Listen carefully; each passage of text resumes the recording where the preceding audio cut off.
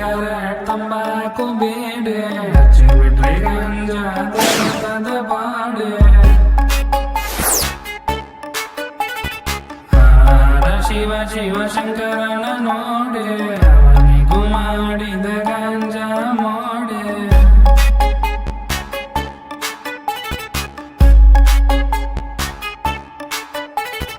ಬೇರು ಎತ್ತೋದು ಹಳೆದಾಗಿದೆ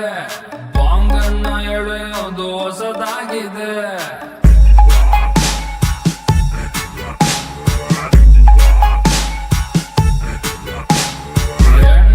ಹೊಡ್ಕೊಂಡ್ರೆ ಎಡವಡ್ಕೊರು